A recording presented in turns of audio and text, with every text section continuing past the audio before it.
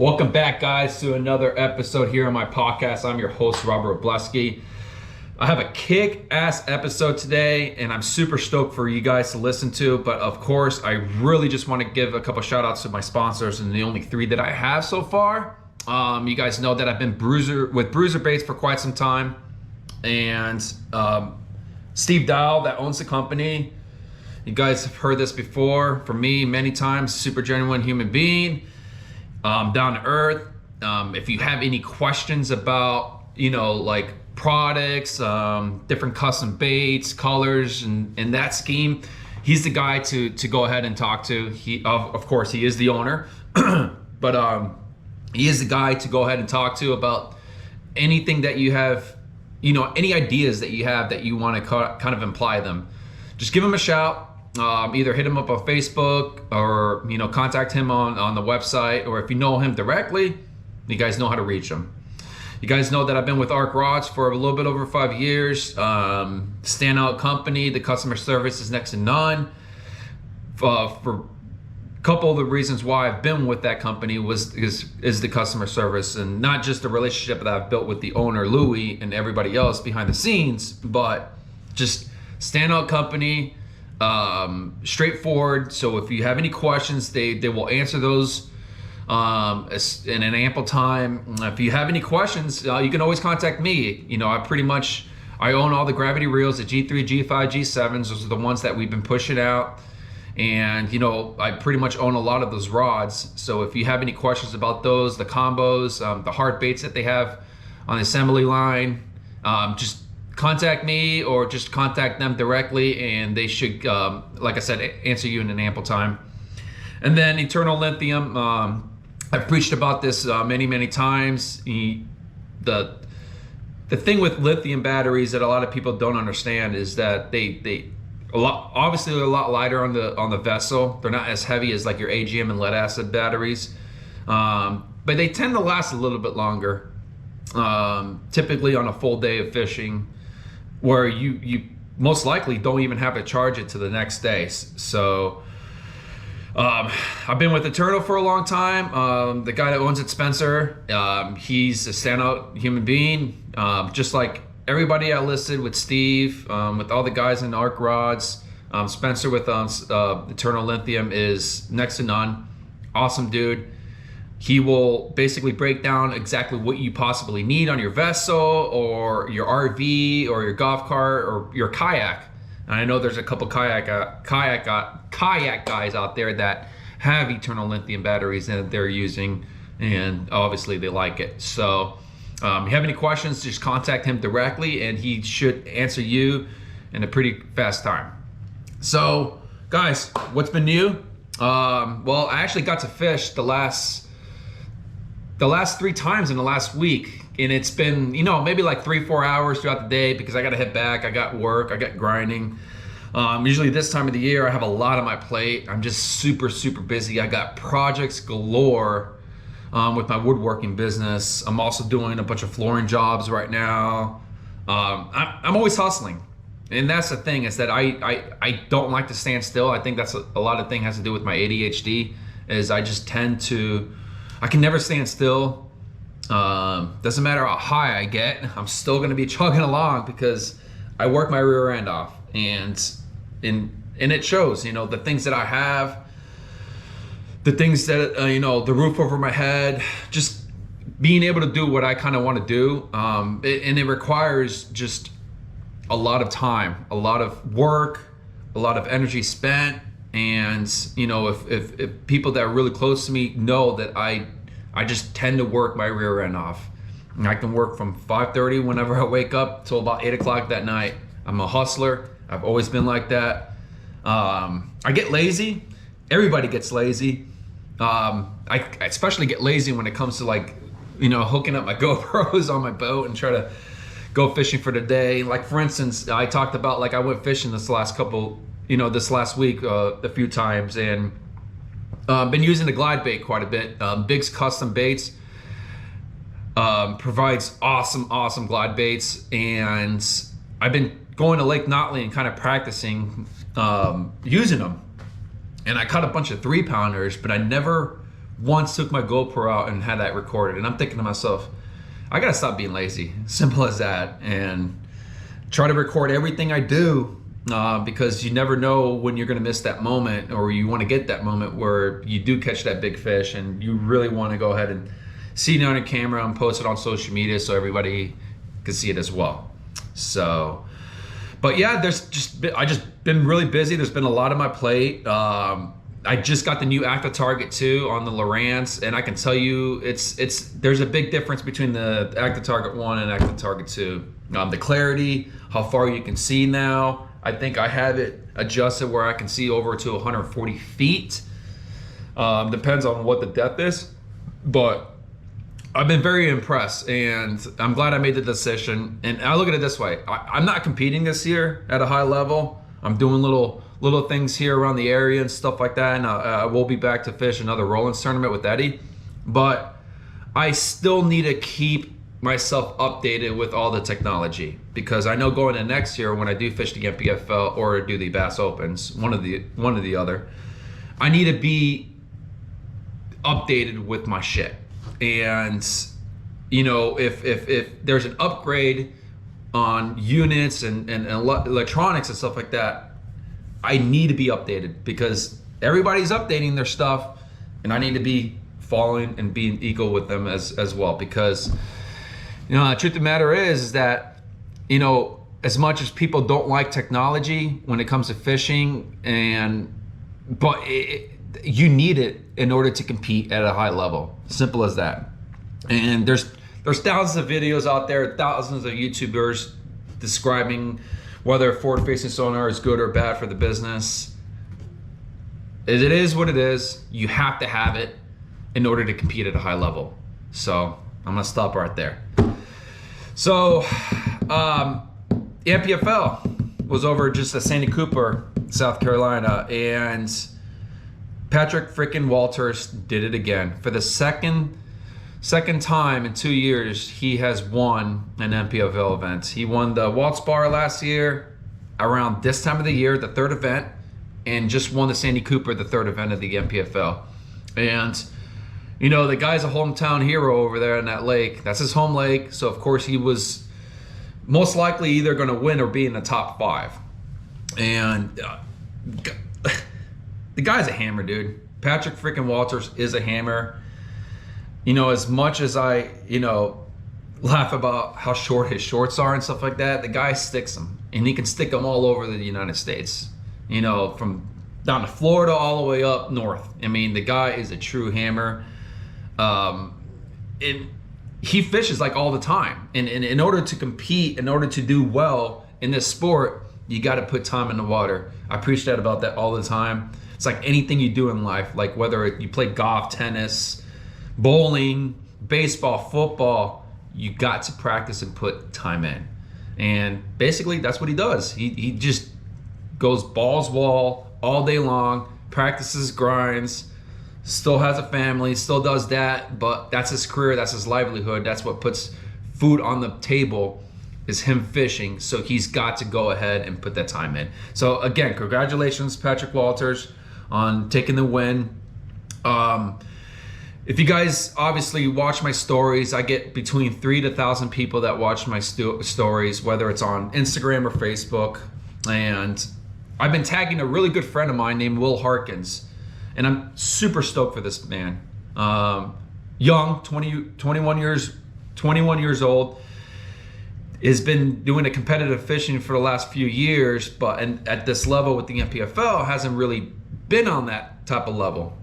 And I met him a couple years ago in Lake Notley when we run these little Thursday pot tournaments. And I noticed that he's very consistent at what he does.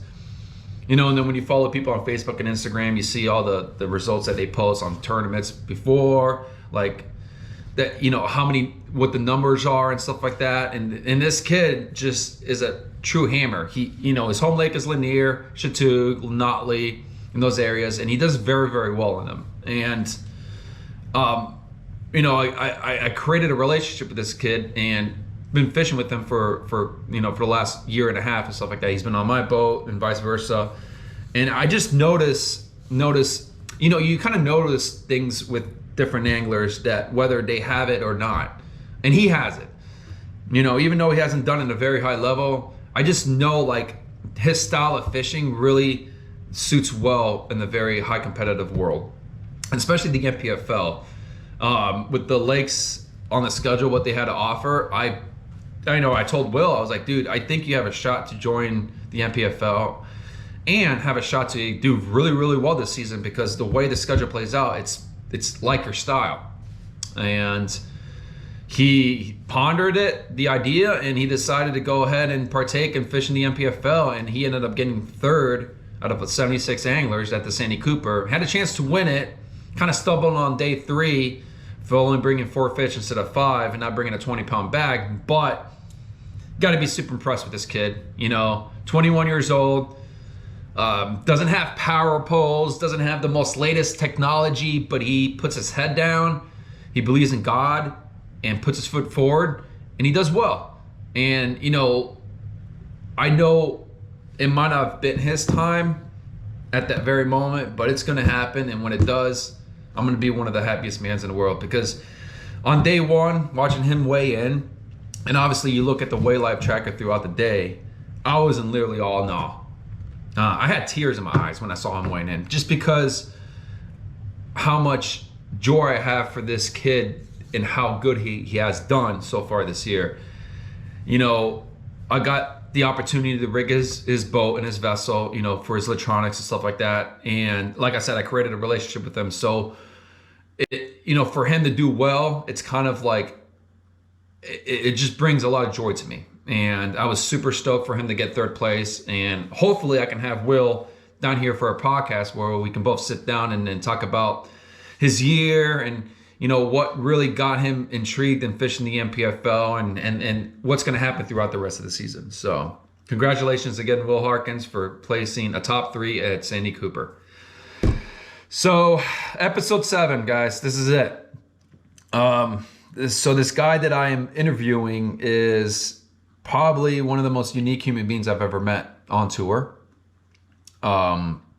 He's been fishing on tour for 6 years, didn't do it this year, and we'll explain all that in this episode. But like I said, this guy is as real as you can get. And of course, you have different types of people all over the world. There's some that's very religious people. Some are just old school fishermen. Some are just really gangster ghetto people. You got rednecks, you got Yankees, you got the southern, you got the northern people. Whatever the case may be, everyone's different, which makes those individuals very unique and interesting. And I find my next guest a very interesting person, and I think you guys are really going to like this episode. And just to let you guys know, if you feel like you're getting if I feel like I'm offending you by any means, like the way I'm cursing, the way I do certain vocabulary and stuff, just turn it off, because I'm not going to say sorry at all. I'm not. And this episode, I'm just going to tell you, it's an R-rated episode. It's not TVMA, but it's R-rated episode. It's going to be a lot of curse involved. I did not edit it. I did not clean anything up, because truth of the matter is, I like to keep things real and raw.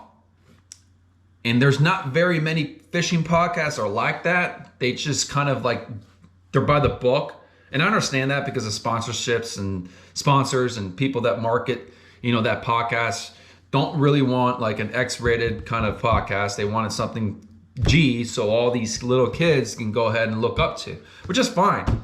But then when those kids grow up, they're going to realize, things get a little bit more hectic. And I want to be like that one person or that one podcast where it's more R-rated than PG-13 or PG or G-rated, if that makes any sense. So like I said, this guy that I'm interviewing is one of the most unique human beings out there on the fishing world. I actually met him at the NFL draft in 2019 when I was in Nashville.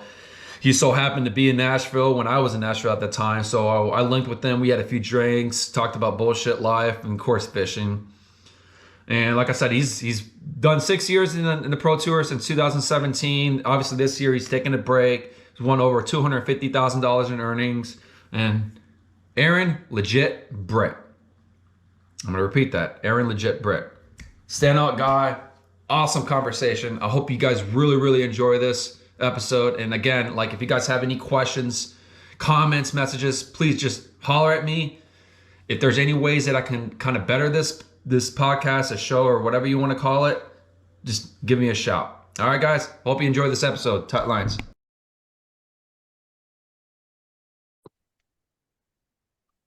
Boom. All right, man. What's up, Aaron? Another day in life. Sitting here at the house, man. I'm finally had an off day of fishing. I've been busting my ass lately. It's been nonstop between guiding and fun fishing and tournament fishing. It's been, I think, 15 days in a row.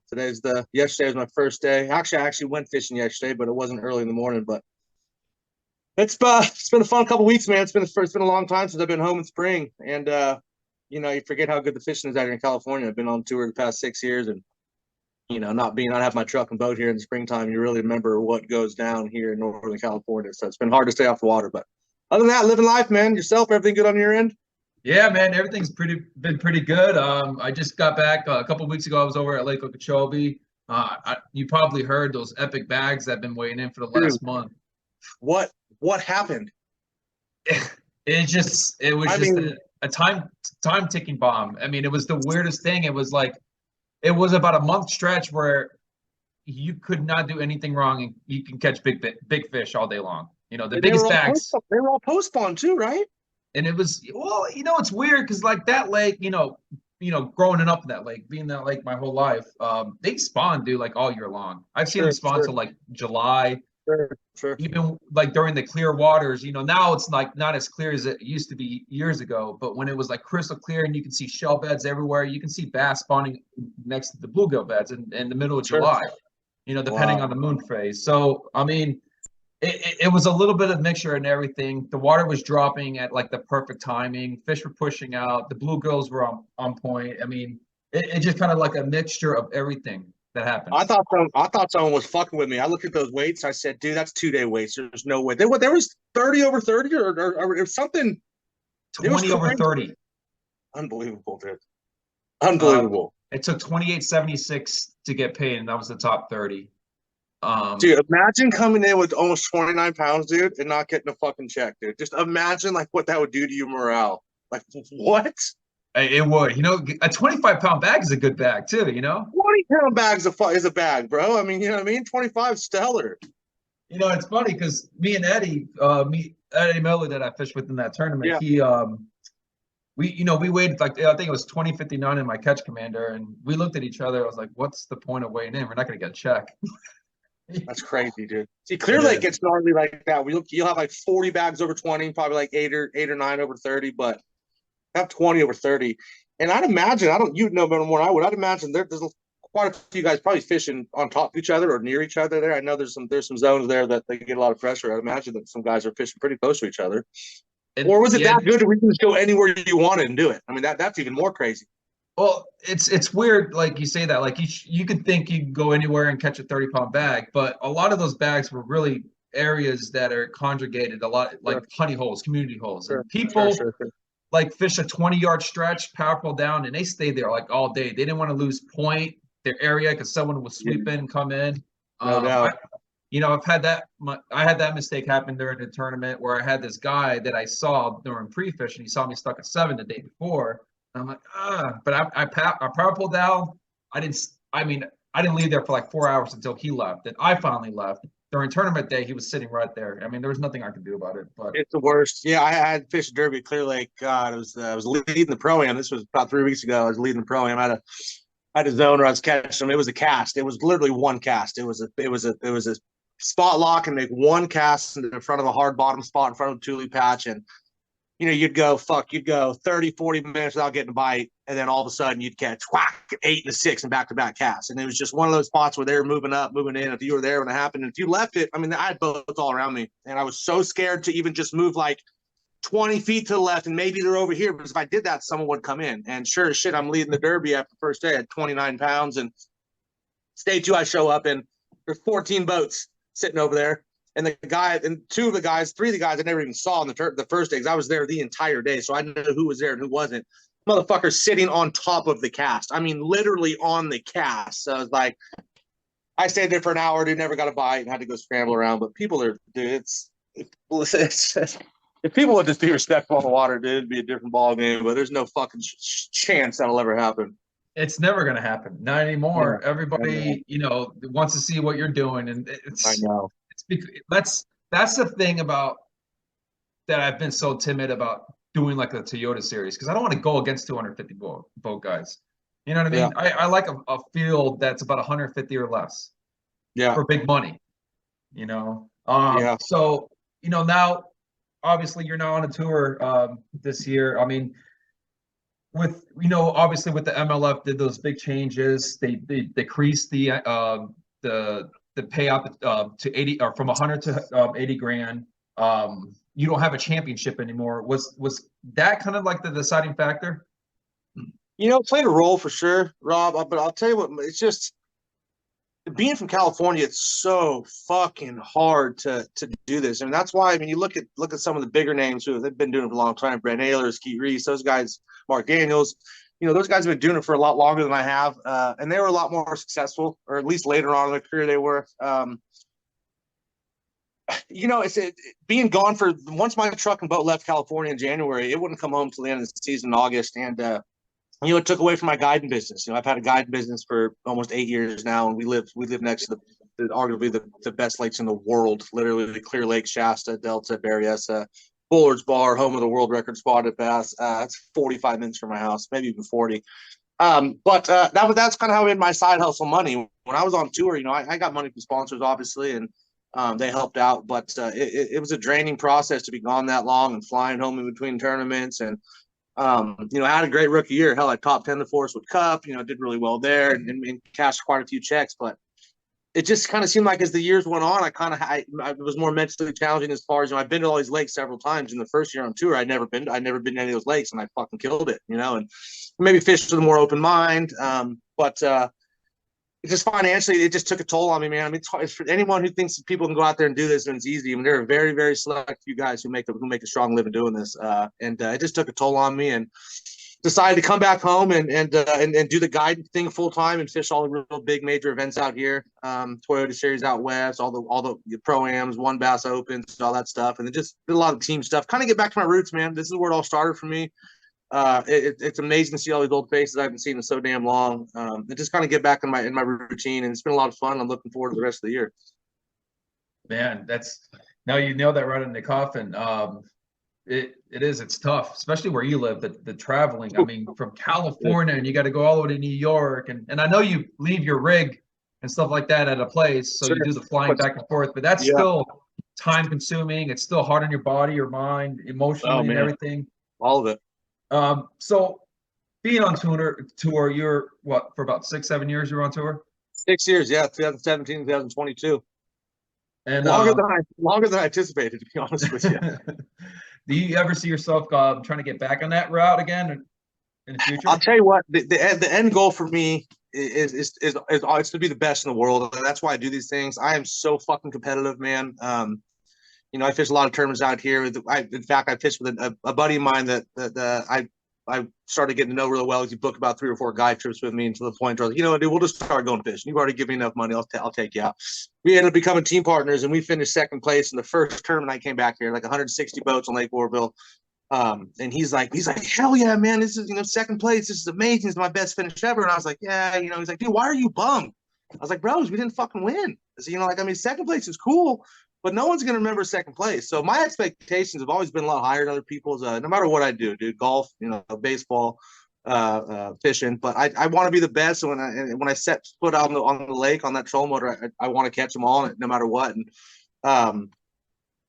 so it's something that I feel like a lot of people don't. I mean, not saying people don't want to win all the time, but I'm just a winner. I'm competitive. So yeah, the end goal really is to get back out there. I want to get my marbles straight, ducks in a row, try to save some money, make some money, and then who fucking knows what it's going to be like in 5 years? I mean, it seems like this sport's changing every year. I really wish I would have got into it a lot earlier than I did. But then again, didn't really start bass fishing really, really tough till I was about 17 years old. But we fished my whole life. But I wish I'd have got into it earlier in the pro scene, and I think God, who knows where it'd be now. But yeah, it's just changing, man. But the end goal is to be the best and hopefully get back out there and kick ass, take some name for sure. Yeah, definitely. Yeah, that's true. You want to be the best at anything you do, especially in Sure, competing, because of how much sure, money you spend and all the time you put into it. If you don't at least get a check to break even or to win sure. that thing, it breaks your hopes, it breaks your heart. Well, I'll tell you what, a lot of these guys, people don't realize that on tour, they have side hustles, they have side jobs, they own businesses, they have another sort of income. This was my fucking livelihood, bro. So when these guys wouldn't cash a check, they'd blow it off like, it's not a big deal. I have another source of income.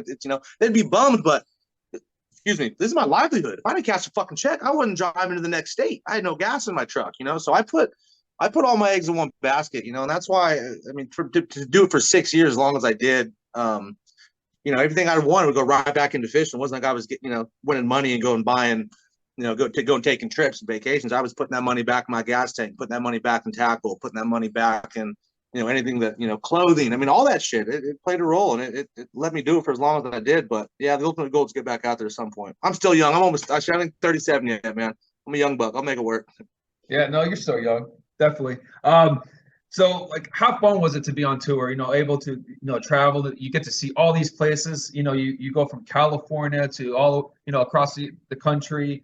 What was so fun about it? And was it just the guys hanging out, meeting all new people throughout the years and stuff like that?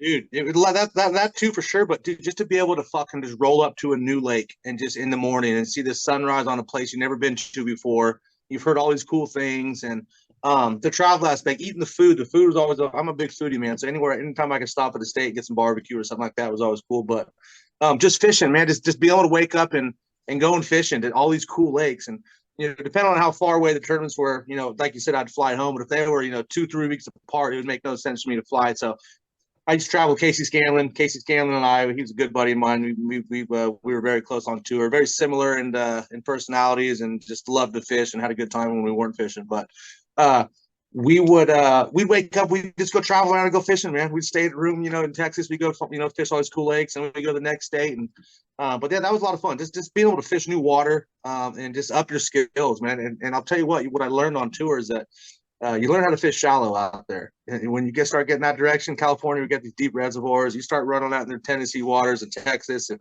you're fucking motivated hitting a piece of wood, you ain't shallow enough. And that's something I had to learn pretty quickly. So, what was your favorite lake on tour that you ever got to fish? Even if it wasn't a tournament event, what was your favorite lake ever? Well, I'll give you two. I'll give you one for smallmouth, one for largemouth. Because if I had to pick one overall, it'd probably Lake St. Clair, dude. That place, when you find them there, dude, it was. I remember my first time on that water. We were in between tournaments. We were getting ready to go fish. I think maybe the St. Lawrence River or somewhere. We stopped. Me and Gray Buck, and Matt Becker. And we stopped at St. Clair, and they had been there before. I'd never been there before. And it was I think it was June, so they were just spawning. And I remember coming out of the ramp, and it was a clear day too. There's no wind. Usually it's a motherfucker out there. The wind, obviously, And we come around the corner, and I'm by myself, and I figured they'd be on beds. And I rolled up. The first place I stopped and looked, Rob, I'm not kidding you. I remember just seeing black spots after black spots. I would power pole down. I could catch 26 pounds in 5 casts without picking up the trolling motor. These fish were on beds, and I'd come back throughout the day and catch the same ones. It was unbelievable. Then we'd catch muskie on a rattle trap. It was just one of those lakes where I'd never experienced that before. I didn't know. I remember I was watching the guys on TV. They'd hook something. They go, "Please be a bass. Please be a bass." I'm like, "What the fuck is that?" Of course it's a bass. Like, what else would it be? You get out in these lakes, dude. You realize real quickly that it could be absolutely anything. So that really never made sense to me until I fished it. But Lake St. Clair probably for bass or for smallmouth, and then largemouth, man. I don't know if you really will call it a lake, but headwaters in Florida. I had three of the most unbelievable days. My first day on that lake, I had 37 pounds. Second day, I had 39, and then I had 43. I mean, it was just one of those lakes where, I mean, as you know, you've been there. It's unbelievable. And I never fished live bait there either. And I've heard God knows what happens if you drop a shiner in there, but just the sheer number of 4, 5, 6 pounders that lived in that place. On top of that, I caught almost a 13 out of there. I mean, it's just unbelievable amount of big fish. But Florida and Texas, other than California, are the best. But listen, I live on Clear Lake, man, and I don't know if you've been there or not, but you got all these people saying that, you got Chickamauga, you got Okeechobee, all these big Lake Fork, all these Gunnersville. Those are the best lakes in the world. You ain't never been to Clear Lake. I live an hour from a lake that is just day in and day out produces fish. I mean, it's just the best. But yeah, probably Lake St. Clair for smallmouth and probably Headwaters for largemouth, man. Yeah, I got my first a taste of smallmouth last year when I went to Saginaw up in Michigan. Oh, and dude. then after the event, because I chased largemouth that tournament. Sure. Oh, did you really? Yeah, no, but it was I mean, it was won by smallmouth, but you could have done it largemouth if you just found that area to yourself. Sure. So then I went over to Lake Michigan over in the Grand Traverse Bay area, and they were just coming off the spawn. And like you said, I pulled up to a spot, crystal clear water, and I caught the same fish 3 times. It was a 4.5 pounder. It's just one thing after another. And I mean, I was just like, that made my whole freaking trip right there. We got Sturgeon Bay. I mean, I've been on Lake Ontario. I've been in the Thousand Islands. I've been St. Lawrence River. I mean, all those places it doesn't make sense until you do it. That's all I can say. It doesn't make sense until you do it. It fucking ruined me. I can tell you that. It ruined me. Ruined me. So your favorite city to travel was what? Nashville? Oh, man. Shit. Nashville, bro. I was very fortunate. I have a couple girlfriends that live out there that I went to high school with out here in California. And my rookie year on tour, I went out there for the first time. I was traveling with Chris Gosler at the beginning of my rookie year. And I went out there for a night before a tournament at Gunnersville and just had a great time. And she kind of walked me around Broadway, and it fucking turned me into a monster. It was just so conveniently located as far as, being in between all the places we'd fish. And I just I got in with so many people out there. I mean, I got probably 200 contacts with the last name Nashville on my phone now, just people who I really cherish and it took great care of me, let me stay at their house, keep the truck and boat. But yeah, Nashville's a blast, man. In fact, I'm going to be out there in a couple of weeks. It's just a fun place, dude. Everyone's so friendly. Only shitty thing is, the fishing there in Nashville's garbage. You got Old Hickory and you got Percy Priest, which, you can catch them, but it's nothing fun. You're a couple hours away from Gunnersville and Chickamauga. But when I was there, it usually wasn't to fish. It was there to be an idiot and hang out and chase ladies and drink too damn much. But I'm happy. It's been a while since I've been there because it took a fucking toll on me big time. Yeah, because that's the first time I actually met you it was during the NFL draft. I remember we were at Luke Bryant's rooftop bar. I remember.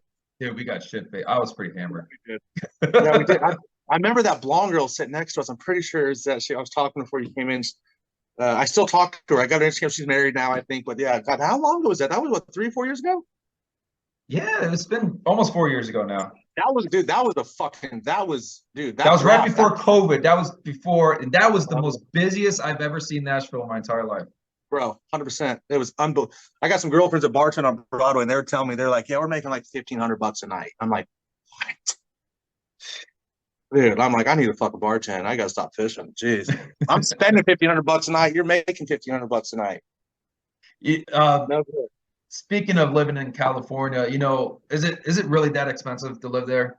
Gas and everything. I mean, just everything in general, right? Let me ask you this: what's diesel right now for you down there in Florida? Under $4. Yeah, I'm paying $5.20 still. Jeez.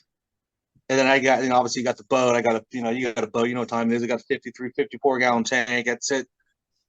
I'm paying $4.20 for regular unleaded.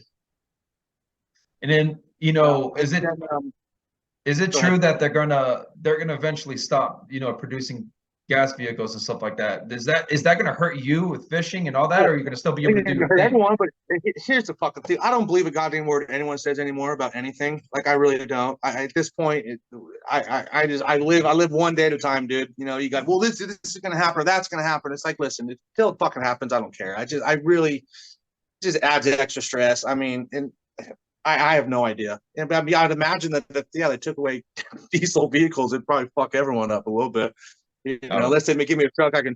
Well, they can start. We have running electric bass boats too. I mean, I have no idea, dude. I really don't know.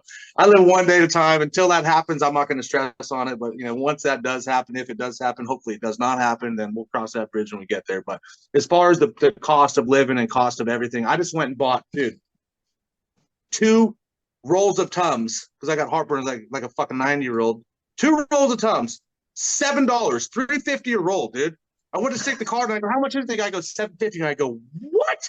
And then it's a 75-cent charge because I'm using my debit card. So it was $8.25 to get 2 rolls. I mean, it's $100 for everything, bro. Cup of coffee, $100. Go fill your tank up, $100. Jerk bait, $100. Like, it's $100 for everything. That's just the way that it is, dude. It's stupid. So it's yes, it is crazy. expensive. It And is it is expensive. true. Yeah, that is nuts. And I've been wanting to go there. I got a buddy that owns a few dispensaries up in the Northern California area. Oh, nice. And Nice. he's been dying for me to come down, but I'm like, I'm always so timid. I'm like, dude, I don't want to go there. There's too many lefties for me. I can't do that. Yeah. I mean, you come here for the dispensaries. That's all we have the best of the best of that in here. You want some good weed, is the place to come out here for sure. But you got good fishing. But what was I gonna say? Oh yeah, then they have to launch a boat. Some of these lakes for $25 just to launch a boat. It's like they don't give a fuck. Anyone who thinks people care about you, bro, it's like, okay, they care about us. Like no one cares. No one cares about you, bro. That's just the way it is. I'm learning that. No one cares. You know who cares about you? Your mom and your fucking dad. That's who cares about you, dude. Your friends. Everybody else, no one cares about you, dude. That's just a fact. So obviously you're from California. That's where you're born and raised, right? Yep. And before the fishing thing, or you probably did this while you were fishing too. You used to be an MMA fighter, right? I did a few fights. I wasn't necessarily. I was more of a bar fighter turn slash. Long story short, I had a buddy. I've infatuated with mixed martial arts MMA. I was even as a young kid. I remember '93 is when it first came out, and my dad would take me. We'd rent the videos when he'd come home, and I'd watch the old Chemo and Shamrock days, Hoist Gracie, and was always infatuated with combat sports, with fighting, with grappling, wrestling, just being an athlete, being a man. Something about that always intrigued me. And obviously, the older I got, I'd started getting fights and this and that. And I had a buddy he's one of my best friends. He's an incredible athlete, and he's the high school wrestling coach, and he has been for both high schools here for a long time, probably 12 years now. And he was a fighter. He got MMA for the sole purpose that he just really, really loved to fight, to combat, to be in combat. And I was his corner man for about 2 or 3 years. And he went like 6-0, never lost. He was just a wrestler. He didn't have the best hands, but he'd pick you up, put you on your ass, and just absolutely maul you. And I remember watching these fights. And I remember, getting done with them. I remember looking at them. I go, man, it feels like I could beat these motherfuckers up. I was like, I really do. Like, I'm watching these guys fight. Like, I feel like I could beat them up. He's like, we should do one. I was like, oh, I don't know, man. He's like, I love it. I love watching it, being there, but doing the culture. I tell people, if I could just get in there and do it without training, like the whole training regimen, I'll do it. But my cardio, I smoke, and I probably party more than I probably should. And anyway, I decided to do it. I said, fuck it, I'll do it. And long story short, we both knocked each other out in 14 seconds in the first round. Video went viral, got on Jay Leno, Tosh.0. It was, I'm a big fan. I'm a big fan of watching it, but doing it. And I tell people the difference between being a bar fight, which I've been in probably, a bunch, 20, 30, and having a sanctioned fight. Was it bar fights? They just happen. You don't prepare for them. It just someone does something to you dumb or pushes you. It just happens. But this shit, I knew for 3 months that no matter what, I'm able to get locked into a cage and put on 4-ounce mitts and go fight somebody. So it took a toll on me mentally. In fact, I had a big tournament the week before that fight, and I did piss poor because all I could think about was, God damn, I'm gonna have to go fight this guy. Like it really fucked with you mentally, and that's a lot of what people don't understand. Mixed martial arts and fishing it's 80% mental up here. I mean, you could skip a Cinco under a dock as as cool as you look or backhand and put a bait where you want to bait, but put a bait where you want to put it. But dude, it's just mentally challenging. So they offered me to fight again, and I trained for a little bit longer, but I wasn't necessarily a mixed martial arts fighter. I got in the cage and I played around a few times, but I'm a fisherman at heart. I'm a diehard fisherman. I'm a lover, not a fighter, man. That's crazy. Yeah, you were telling me about the whole MMA thing, and then you showed me the video, and then you guys both hit each other at the same time. Yeah, don't check leg kicks. They tell you to do, and instead of checking leg kicks, which means when someone throws a kick, you pick your shin up, catch them on the bone. But instead, I went and blocked it with both hands because I'm not used to someone kicking my fucking legs. So, so we both came up with the right hand and caught each other on the button, and that was that. So I'm happy it's over. So you obviously like golf. Is that like another hobby that you do besides fishing? I'm a huge diehard sports fanatic in every regard, except for maybe like hockey. Even though I'll fuck with hockey in playoffs, but I love golf. I've been playing golf since I was a kid, man. I'm actually a pretty good golfer. I shoot in the high 70s, low 80s. Baseball was life for me. I wasn't sure whether I wanted to be a pro baseball player or I still have my glove. Actually, I'm looking at it right here in my garage. A 10.5-inch Mizuno I had when I was 9 years old. Golf's I'm a big time golfer, man. Big time sports fan. I love watching them, love playing them. Love the silly games like cornhole, darts, ping pong, all those things. Those are always real fun for me. But yeah, golf is a good time, and I try to do as much as I can. Usually once or twice a week. Yeah, same. I've picked up golf more since I moved up to Georgia because I live at a golf course and I can just get in my truck 5 minutes down the road, play 9 to an hour and a half. And that's it, done. I'm right here at the house. Yeah, and convenient. And it's awesome too because like being on tour last year at the NPFL, anytime I had a day off, a lot of guys usually go to random lakes and fish. I kind of like want to take a break off, and I would golf. Bro, we would go. So me and Skeet Reese, Jimmy Reese, Bobby Lang, Chris Lang, all the homies. We would every time a day we get canceled or something go to wind. We'd go to the golf course. We probably did it every time we had three. My last year tour, we had 3 days got canceled. We golfed every single time. It was a lot of fun. Justin Lucas, we all got. And I'll tell you, who can play some fucking golf, dude. Is Chris and Bobby Lane, dude. You would not think it, but they are pretty damn good. Believe that or not. Yeah, that's crazy. And Jimmy's probably the best. So Jimmy beat us by a couple strokes. Him and Skeet versus me and Rob Nakatoma. I can't remember his last name. Nakatoma, yeah. Yeah, Nakatoma. Yeah. And he played pretty good golf too. So it was a lot of fun. We enjoyed ourselves. We tried to make the most of it. And it was last thing you want to do is sit in a hotel room. You already got all the shit rigged up. There's nothing else to do. So we tried to go out and play a little bit of golf. That's awesome, man. Yeah. So So Tim Tebow hosted a show that you ended up doing. I forgot what it was called. Dude, it's so funny. So I got off a tour. This was 2019. So I got off tour 2018, and I had checked somehow I had a bunch of message requests on Facebook that I never knew there was a folder for. So I was going through them, and I must have missed out like on 50 guide trips too, dude. Like I never saw all these messages. So I was so bummed about losing out on God knows how much money guiding. But I had a message from someone. He was one of the producers from ABC. And I'm not sure if you're familiar with the show Big Brother, but it's like a competition show where you're on film 24 hours a day for 3 months. And he goes, "Hey, came across your profile. We think America would love you. You seem like you have an interesting occupation. You seem like you're pretty outgoing." He goes, "Hey, would you be interested in being on Big Brother?"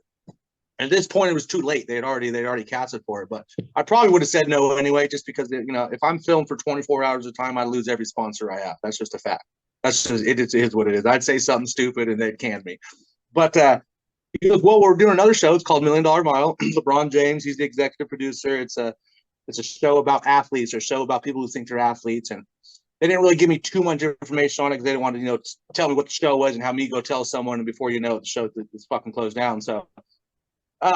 Long story short, I went through a few interview processes. The guy's like, "Hey, and at first I thought he was fucking with me. I said, are you serious? Like, why me?" He's like, "I don't know. We came across your profile. We think you'd be a good fit. We think America would like you." So I was like, "Fuck it." So I called the guy. We talked, and we got along real well. Then he set me up on a Zoom interview like this with one of the head producers, and she loved me, and we kind of went from there. Then they flew me out to LA to do some like training regiments. I had to run around the track with like a 50-pound bag, and I had to just do some pretty intense shit, really.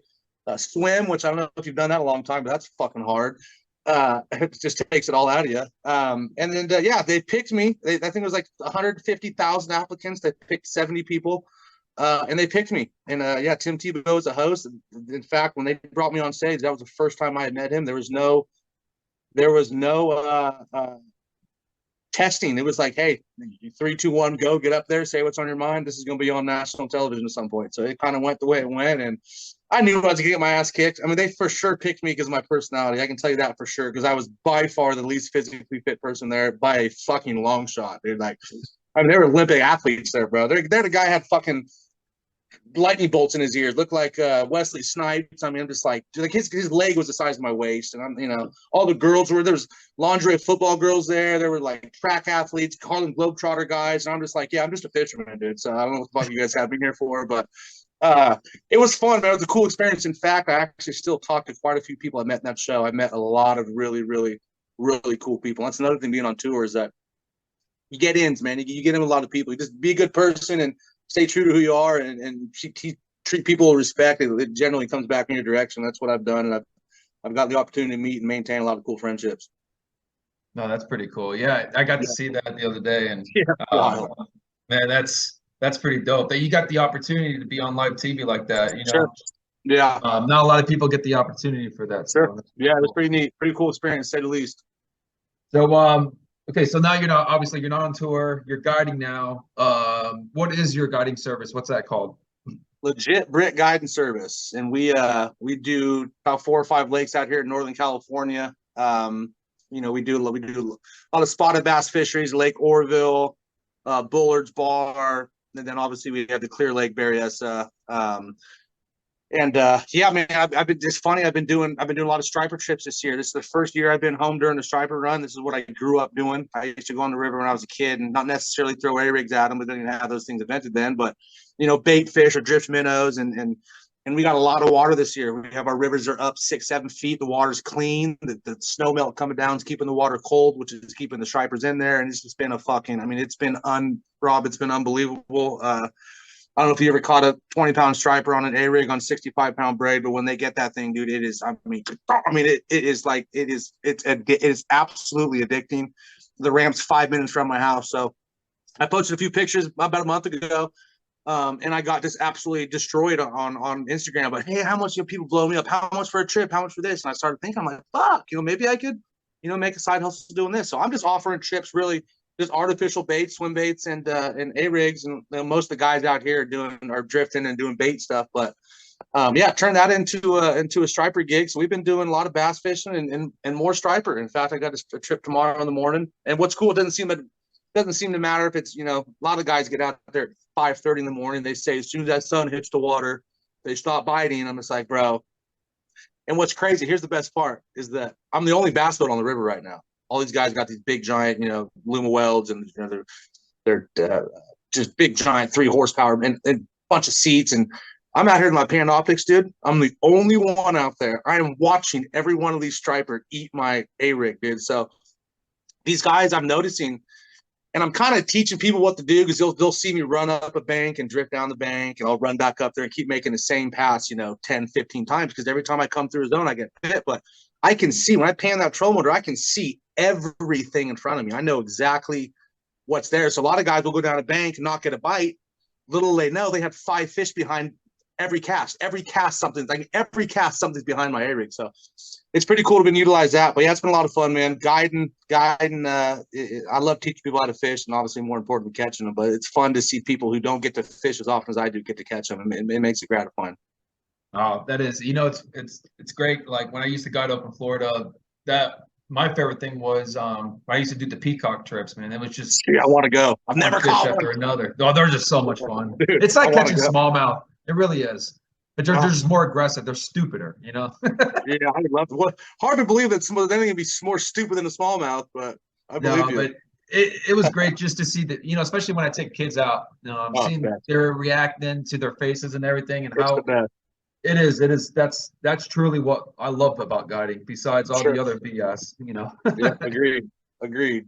So what's the craziest shit that you've ever seen, like when you've been on tour? Because you've done a lot of traveling. Yeah, like probably me sending my boat into a fucking air. Yeah, and tell me about that. And you know what? It's crazy when that happened. I saw it. I saw the news. I saw it. You posted the video about it, and then the next day you took it off. And I think it was because of insurance reasons. Well, no, I took it down. I took it down probably 10 minutes after I posted because the comments started pissing me off, and I was like, dude, if I reply to all these motherfuckers, I'm gonna leave. I'm gonna, who knows what happened? And I'm very, I'll always stand my ground. Yeah. Long story short, I mean, shit, I was boat 6. I was on Colvin and Smith Lake in Alabama, and I was that last point. I mean, right around that point was my starting spot. I was gonna go start on that bridge, and people were like, well, how does he know what's on the other side of that point, or is there a dock? And like, people didn't realize how I'd been on that lake for 4 days in a row. I knew exactly where I was at, and on GoPro, it always makes it look like you're a lot, the camera angle makes it look so much different than it really is. Was I maybe too close to the shore? Debatable. But, I was trying to pass a boat, which people, Greg Swindle just posted a video. Jared Swindle just posted a video about letting his Phoenix eat. And if you watch it, it is identical to mine. In fact, I went and looked through the comments because I was going to see if anyone was like, oh, this is what Britt did and crashed his bike, because it was that close. But I was just, I was going over across lake, which I've done a million fucking times. And and if driving a bass boat, when you're going full throttle and you let off the gas a little bit, it'll, your boat will, it'll turn a little bit left or a little bit right, depending on how far your motor's cranked. It'll just kind of twitch a little bit. And I let off the gas to go over one of those little deals, and it just caught my prop. As simple as that. If I was the first person to ever do that, to run a boat up on a bank, I'd be like, okay, I'm an idiot. But John Cox has done it. Ike Nelly's done it. So you guys have done it who've been around bass boats.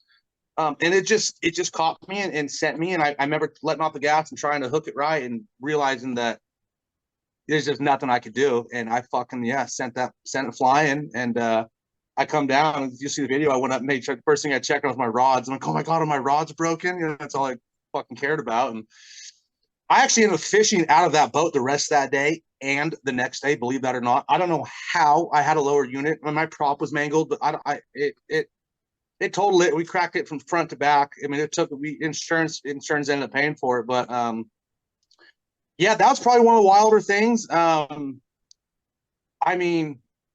As far as fishing concerned, as far as outside the water, I don't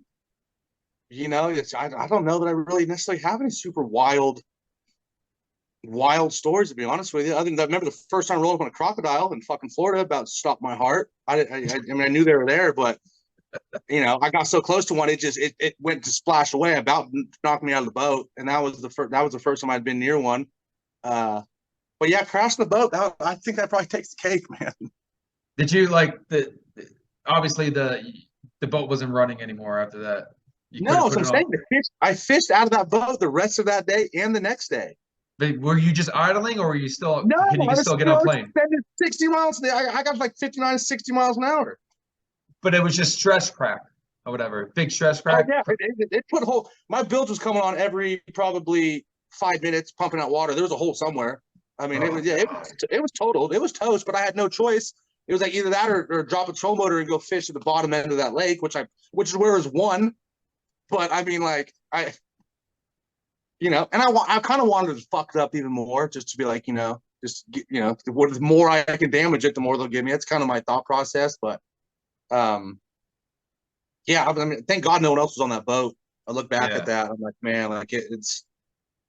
And I've done that so many times. I've been over wakes, like in the comments, like, "Oh, this guy needs to learn how to drive a boat," or just negativity. And there's a few guys have my back, but at the end of the day, I don't care. I don't give a shit what anyone has to say, really, obviously. But it was a pretty scary. And I handled it at Bradley Dorch's house, who lived there. I miss that guy. That guy's, I miss him so damn much.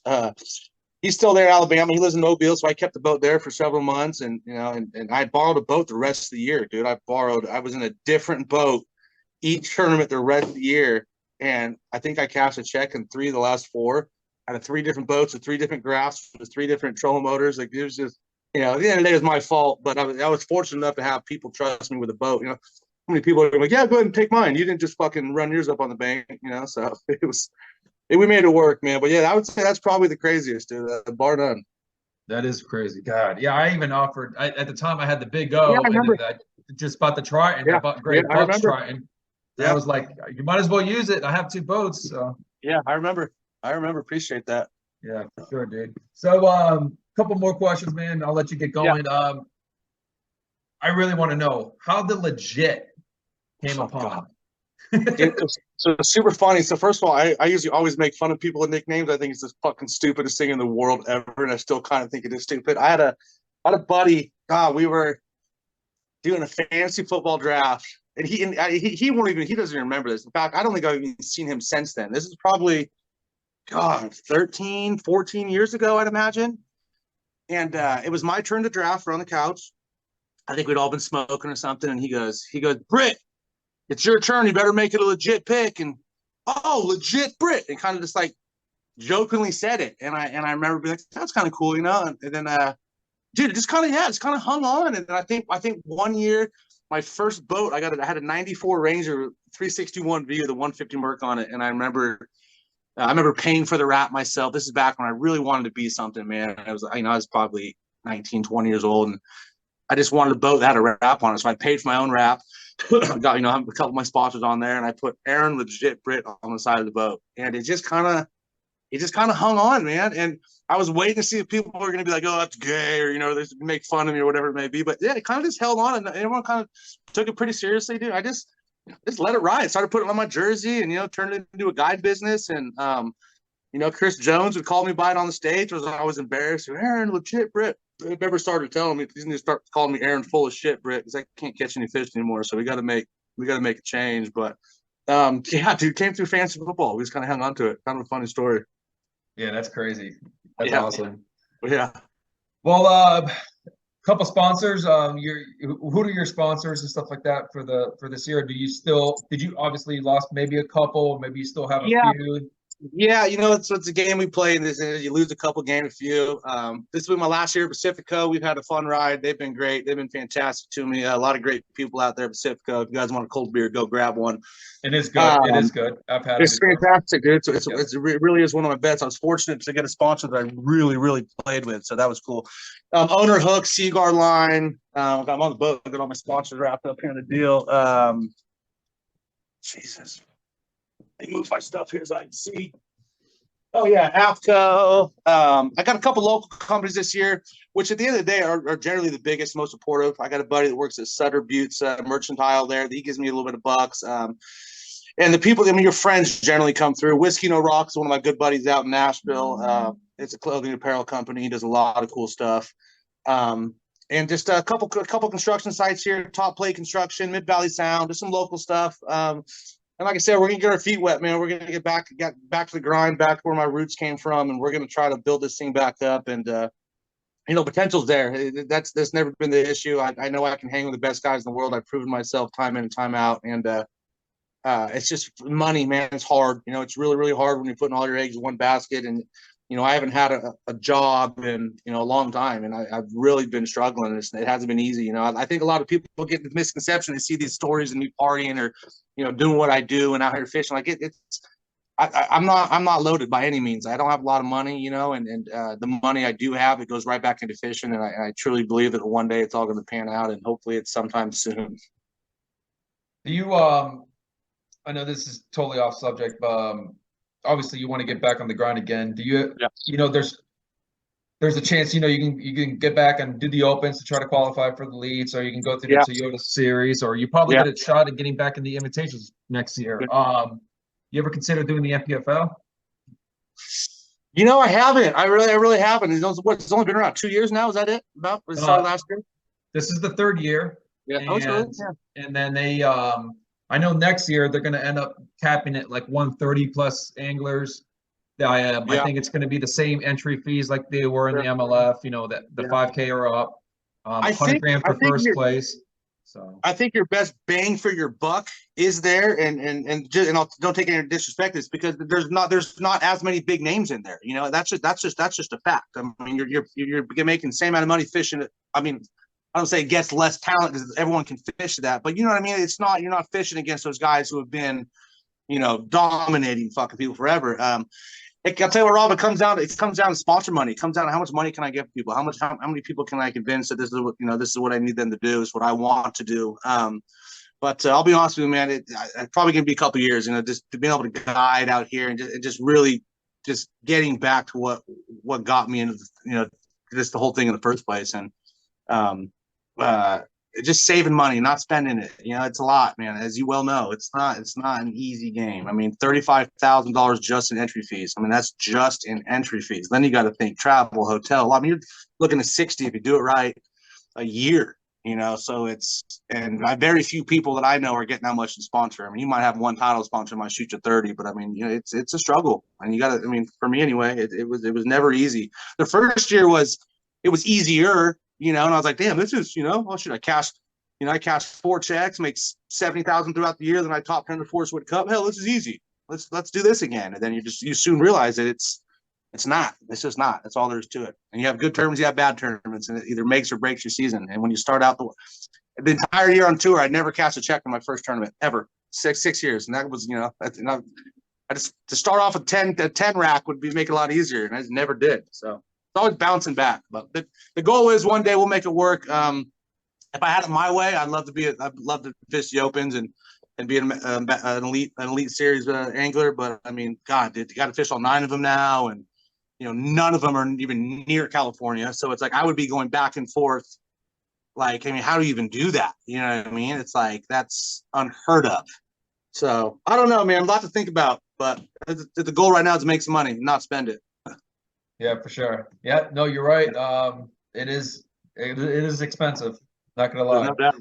No doubt. So how can someone reach you, get the hold of you, social media accounts, that kind of thing, YouTube channel? I got Instagram, legit Britt00. You can get me on Facebook too, Aaron Lewis Britt. I do have a YouTube page, but I do generally most of my communication via Instagram. I do have an email, legitbritt@gmail.com. And I also have a website, legitbrittfishing .com, and then at legitbrittguideservice.com too. So, but generally Instagram, and you know, I probably should find a new marketing way, but I mean, as of right now, it's doing enough, and hopefully we'll get this continue to roll. So nice, man. Well, hey, dude, it was definitely awesome to catch up, man. It's been a minute since I've seen you. It has, no doubt. Appreciate having me on, and wish you continued success, and we'll stay in touch and get your ass out here and catch a big one on a frog in Clear Lake. All right, man. I appreciate it, man. You have a good time. Appreciate it, bro. Appreciate having me. Take care. Thank you. You too, man. Later. Yep.